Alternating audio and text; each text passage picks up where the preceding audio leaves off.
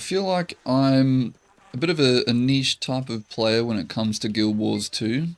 I enjoy a lot of the simple pleasures, If you things got like balls, kick your tail. Don't the show them brain how it's dead, done. repetitive, MMO Can't grinds. believe it. Things like just, going around exploring in the open world maps and gathering nodes, opening the Bitterfrost Frontier chests, rift hunting, that kind of thing.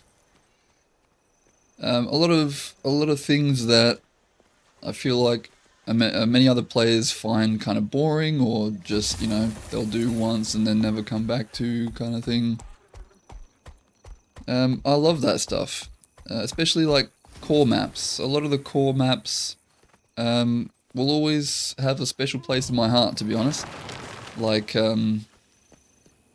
they're just sort of nostalgic. Kind of reminds me back in the day when I used to play this game years ago. And they're just sort of very immersive, and you can see new players who are playing the game for the first time, going around. You can sort of relive the glory days. But one thing that I was not really a huge fan of with our last expansion, the Secrets of the Obscure expansion, was that open world experience.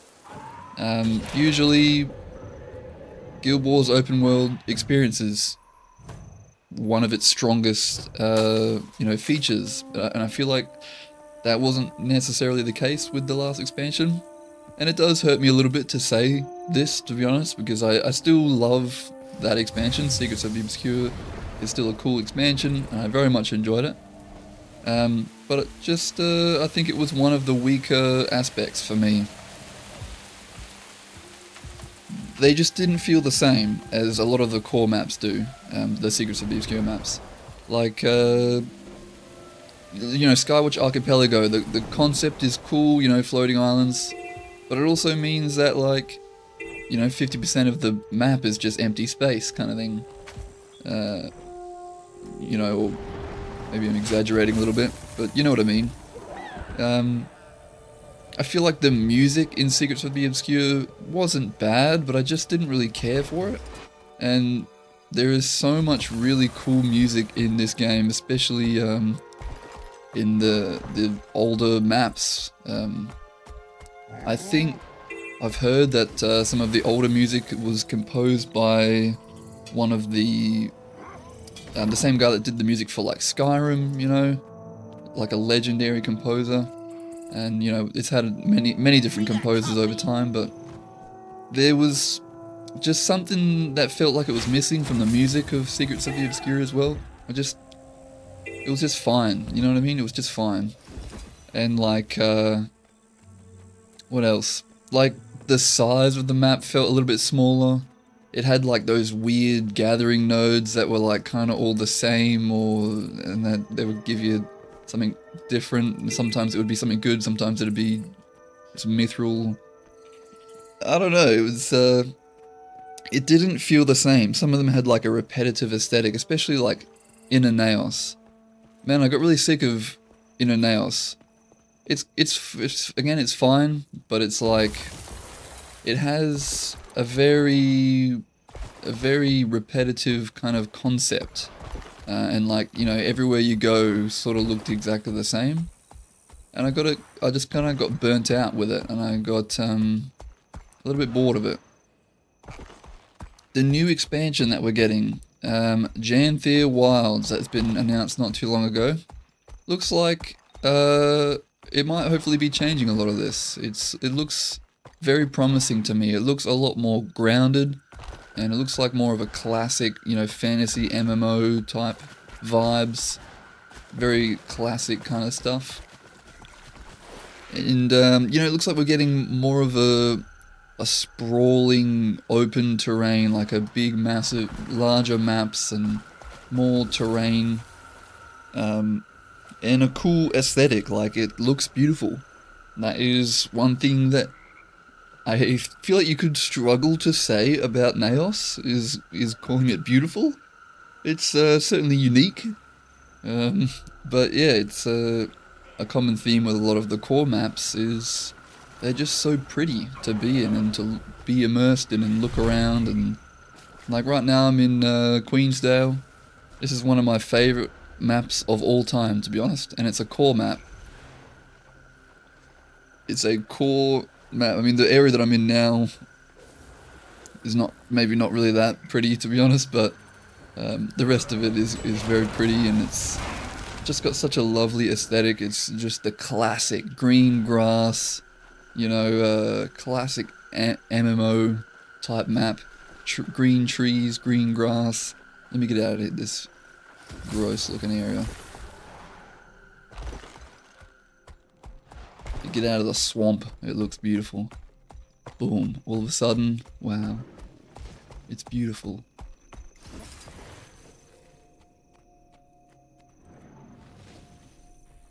So yeah, I'm very cautiously excited about the new expansion, Janthir Wilds, and I'm hoping that it can sort of take some notes out of the book of core maps.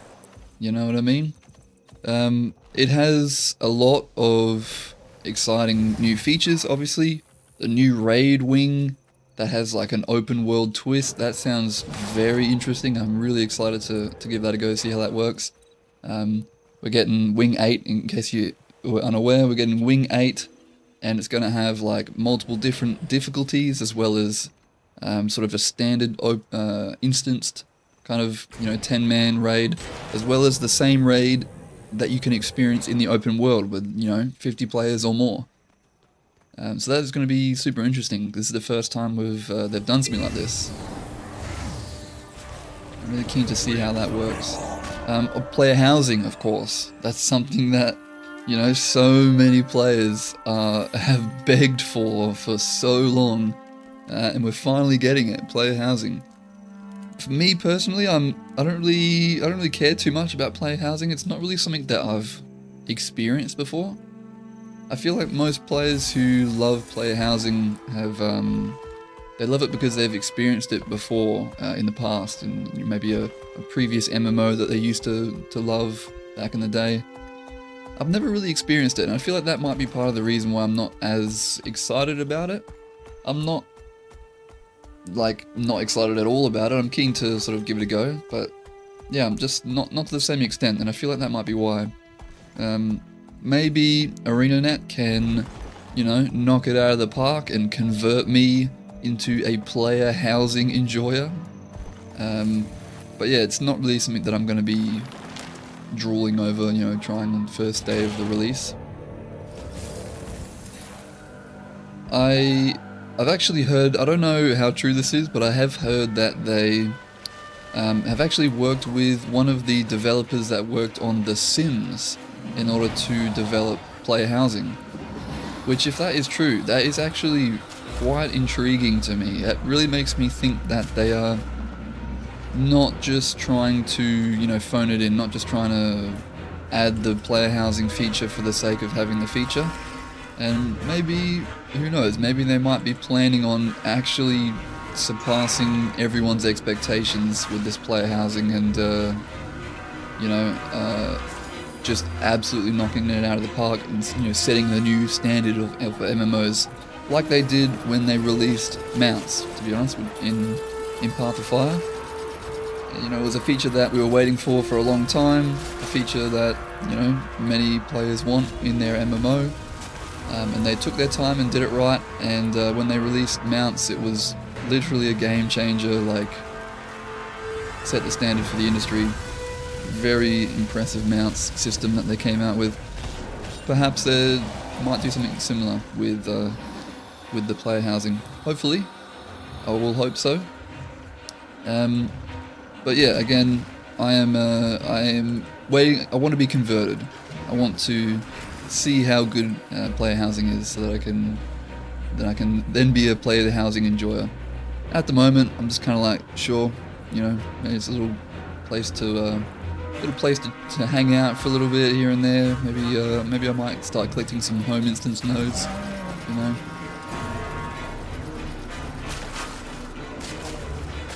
Another thing that is really important to me with the open world is the meta events.